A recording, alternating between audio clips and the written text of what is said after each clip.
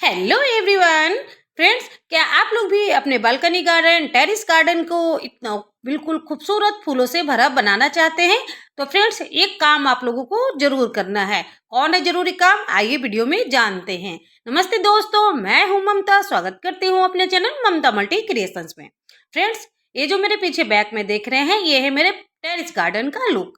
पूरे फूल इसमें सिर्फ गुलदाउदी के हैं। आप लोगों के साथ मैं हर साल शेयर करती हूँ कि कैसे अपने प्लांट को मैं केयर करती हूँ और कैसे इतने बिल्कुल भर भर कर फूल हम लोग पाते हैं। तो आप लोग भी अगर इसी तरीके से बिल्कुल बालकनी को सजाना चाहते हैं, ये देख पा रहे हैं मेरा बालकनी का लुक। जब फ्लावर खिलते हैं, स्टार्ट होते हैं, तो मैं कुछ कुछ प्लांट लाकर बालकनी को डेकोरेट करती हूँ। क्योंकि फ्रेंड्स, बहुत सारे मैं प्लांट्स लगाती हूँ तो टेरेस पे रखती हूँ। और फिर जब पूरे में फ्लावरिंग हो जाती है तो फिर मैं टेरेस को भी डेकोरेट करती हूँ। तो ये है मेरे टेरेस का पूरा लुक। ये सभी प्लांट आपको सिर्फ गुलदाउदी के ही दिखेंगे। मुझे ये प्लांट बहुत ही पसंद है क्योंकि ये सभी प्लांट्स मैं बिल्कुल फ्री में लगाकर रेडी करती हूँ। एक भी प्लांट मैं खरीदती नहीं हूँ। मदर प्लांट को बचा कर रखती हूँ और फिर कटिंग लगाती हूँ। कैसे केयर करती हूँ कि एक एक प्लांट में इतने सारे भर भर कर फूल आते हैं। अगर आप लोगों को पूरी इन्फॉर्मेशन चाहिए तो इस वीडियो में बने रहिए। और बिल्कुल कम केयर में, कम बजट में आप लोग इसी तरीके से अपने टेरेस बालकनी को बिल्कुल डेकोरेट कर सकते हैं। और बिल्कुल कम मेहनत में, बहुत ज्यादा कोई मेहनत भी नहीं लगती है। तो देख पा रहे हैं इतने भर भर कर फूल आते हैं। कलियां इस तरीके से बनती है। जब फूलों में ट्रांसफर होती है तो बिल्कुल गुलदस्ते की तरह हमारे सभी प्लांट लगते हैं। तो कैसे आप लोग भी एक प्लांट में इतनी सारी कलियां पाएंगे? देख पा रहे हैं कलियों की संख्या, आप लोग देख पा रहे हैं छोटे छोटे गमले हैं। ऐसा नहीं है कि बहुत ही बड़े बड़े गमले हैं।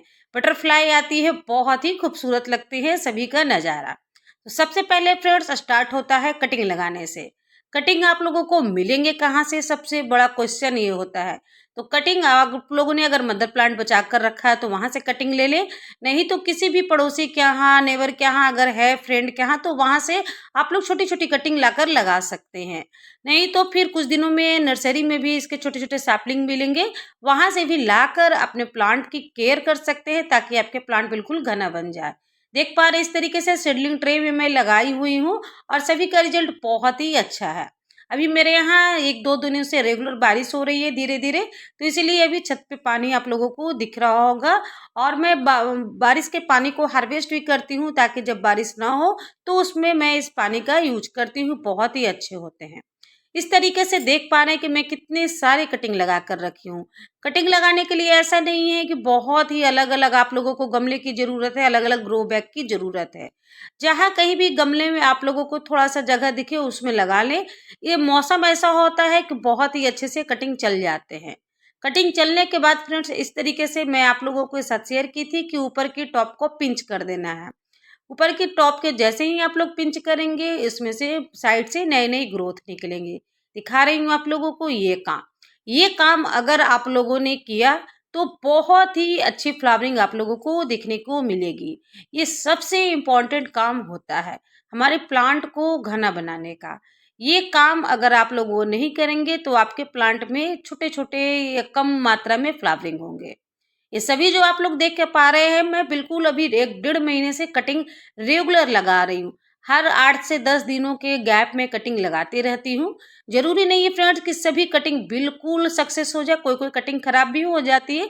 जैसे बहुत तेज धूप भी आ जाती है, बहुत कभी कभी ज्यादा बारिश भी हो जाती है इसके कारण। तो इसीलिए मैं कटिंग को बहुत सारे बैच में लगाती हूँ, 8 से 10 दिनों के गैप में लगाते रहती हूँ। तो हमारे पास बहुत सारे प्लांट फ्री में तैयार हो जाते हैं। देख पा रहे हैं एक कटिंग तैयार हो गए हैं। अब उसके बाद आपको क्या करना है, प्रोसेस मैं बता रही हूँ। उसके बाद का प्रोसेस, अगर आप लोगों की कटिंग रेडी हो गई है तो काम है इसका रिपोर्ट करना। आप लोग चाहे तो 5 से 6 इंच के गमलों में रिपोर्ट कर सकते हैं, या तो फिर डायरेक्ट जिसमें आपको फ्लावरिंग लेना है उसमें भी रिपोर्ट कर सकते हैं। तो आप लोग पहले तो चाहे तो छोटे में कर ले, लेकिन अगर किसी को ज्यादा होता है परेशानी कि बार बार कौन रिपोर्ट करे, तो इसके लिए आप लोग 8 से 10 इंच का गमला ले सकते हैं। गुलदाउदी के लिए सबसे ज्यादा बहुत बड़ा गमले की आवश्यकता होती नहीं है। आप लोग 8 से 10 इंच का गमला इसके लिए सफिशियंट होता है। मिट्टी में कंस्ट्रक्शन सैंड पहले से ही मिले हुए हैं। मैं इसमें थोड़ा सा साफ फंगिसाइड मिला दी हूँ ताकि कोई फंगस वगैरह लगने का चांस ना हो, क्योंकि अभी बारिश थोड़ी थोड़ी हो रही है इसीलिए।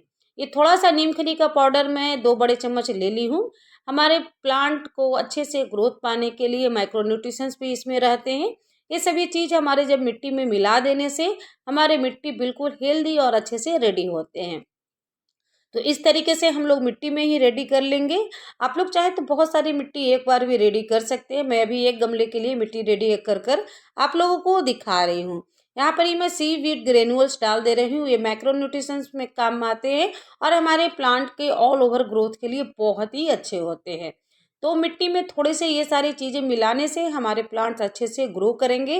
धीरे धीरे अभी टाइम है इसके 2 से 3 महीने ग्रोथ करने का। फिर फ्रेंड्स इसके नवंबर लास्ट या तो फिर दिसंबर में इसमें फ्लावरिंग देखने को आप लोगों को मिलने लगेगी। तो देख पा रहे हैं ये कटिंग कितनी अच्छे से ग्रोथ हो गई है।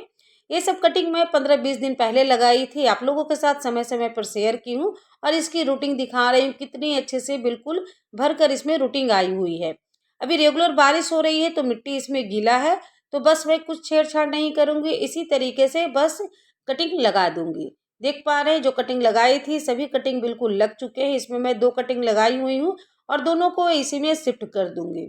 ये है 10 इंच का मेरा गमला है, प्लास्टिक का जो नर्सरी पॉट आता है वो वाला है। इसी में मैं ऐसे लगा कर रख दूंगी और बहुत ही अच्छे हमारे प्लांट बिल्कुल ग्रो होंगे। जैसा कि आप लोगों ने स्टार्टिंग में रिजल्ट देखा, तो इसी तरीके से मैं अपने प्लांट को ग्रो करती हूँ, प्लांट की ग्रोथ को बढ़ाती हूँ ताकि हमारे प्लांट बिल्कुल भर भर कर फूल दे। और ऐसा नहीं है कि बहुत बड़े बड़े गमले की ज़रूरत ही है आप लोगों को। कोई भी ग्रो बैग बना सकते हैं, बोरी का ग्रो बैग बना सकते हैं, या तो आते भी हैं ग्रो बैग, आप लोग ऑनलाइन ले भी सकते हैं। क्योंकि फ्रेंड्स जब एक बार ग्रो बैग आ जाते हैं तो 3-4 साल बहुत ही आराम से चल जाते हैं। और आप लोगों को पता है कि ठंड के मौसम में बहुत सारे फ्लावरिंग प्लांट होते हैं, कुछ लोग सब्जियों के भी पौधे लगाते हैं, तो ये सभी काम बहुत ही आसानी से हो जाते हैं। मैं कुछ कुछ सब्जियों के पौधे भी अभी लगा रही हूँ, आप लोगों के साथ वीडियो शेयर की थी। तो मैं तो ऐसे फ्लावरिंग प्लांट ज़्यादा लगाती हूँ, लेकिन अभी कुछ शौक हुआ है सब्जियों के पौधों को लगाने का भी, वो भी मैं काम कर रही हूँ। तो सबसे ज़रूरी काम जो फ्रेंड्स मैं बताई थी इसका पिंचिंग करने का, क्योंकि जब कटिंग लग जाती है अगर आप लोग पिंचिंग नहीं करेंगे तो आपका प्लांट बिल्कुल घना नहीं होगा। घना नहीं होगा तो आपके प्लांट में ज़्यादा फ्लावरिंग नहीं होंगे। पिंचिंग करने से साइड से नए नए ब्रांच निकलते हैं।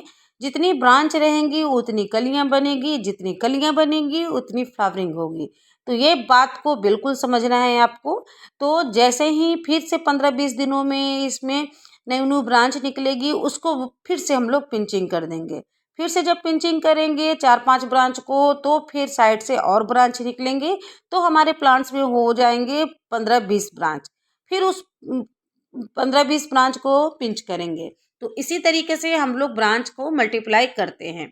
और कटिंग लगाना, अगर आप लोगों ने अभी तक कटिंग नहीं लगाया है फ्रेंड्स तो ये बिल्कुल लास्ट मौका है। इसके बाद कटिंग लगाने का कोई फ़ायदा नहीं है, उतने अच्छे से फिर फ्लावरिंग ज़्यादा मात्रा में आप लोग नहीं पा पाएंगे। इसलिए मैं कह रही हूँ ये मौका लास्ट है। ये देख पा रहे हैं मेरे सभी मदर प्लांट बचाकर मैं रखी हुई थी। मदर प्लांट को भी अगर आप लोग अच्छे से नए गमले में नई मिट्टी में रीपॉट कर देंगे तो इसमें भी अच्छे फ्लावरिंग आएंगे। लेकिन जो कटिंग से लगाकर हम लोग प्लांट रेडी करते हैं उसकी फूलों की संख्या बहुत अच्छी होती है, बहुत ही अच्छे कलर ये सभी निकल कर आते हैं। तो मदर प्लांट में भी आएंगे फ्लावर, ऐसा नहीं है, थोड़ी सी केयर करने पे उसमें भी। लेकिन कटिंग से हम लोगों के बहुत सारे प्लांट्स रेडी हो जाते हैं। तो हम लोग कटिंग से बहुत सारे प्लांट्स रेडी कर लेते हैं, बिल्कुल फ्री में तैयार होते हैं, कोई बहुत ज़्यादा हमारे कॉस्ट पड़ते नहीं हैं।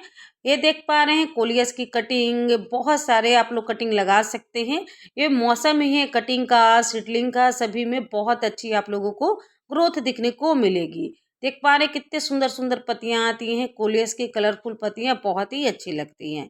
चलिए एक मैं फर्टिलाइजर आप लोगों को बता देती हूँ कि आप लोगों ने रिपोर्ट कर लिया, रिपोर्ट करने के 10 से 15 दिनों के बाद आप लोग ये फर्टिलाइजर दे देंगे। सीविड लिक्विड फर्टिलाइजर है, ये मैक्रो न्यूट्रिशंस का काम आता है, हमारे प्लांट के ग्रोथ के लिए बहुत ही अच्छा होता है। तो 1 गिलास पानी में आप लोग 5 से 6 बूंद डालकर इसको घोल लें और 1 लीटर सादे पानी में मिलाकर आप लोग पत्तियों पर भी स्प्रे कर सकते हैं या तो मिट्टी में भी मिला सकते हैं। तो इस तरीके से अपने प्लांट्स को हर 15 से 20 दिनों पर कुछ कुछ फर्टिलाइजर देते रहें। मैं तो ज़्यादातर ऑर्गेनिक फर्टिलाइजर ही यूज करती हूँ। ये है फ्रेंड्स सरसों खली का फर्टिलाइजर। सरसों खली को भिगो लेती हूँ 2 से 3 दिनों के लिए छायादार जगह पे रखकर। फिर उसको पतला डाइल्यूट कर लेते हैं हम लोग बिल्कुल सादे पानी में। फिर उसके बाद हम लोग अपने प्लांट पर अप्लाई करते हैं हर 15 से 20 दिनों पे। तो इस तरीके से कुछ-कुछ फर्टिलाइज़र जो हम लोग अपने प्लांट्स को देते हैं, हमारे प्लांट्स और भी अच्छे से बिल्कुल मजबूत होते जाते हैं और हमारे प्लांट अच्छे फ्लावर देते हैं।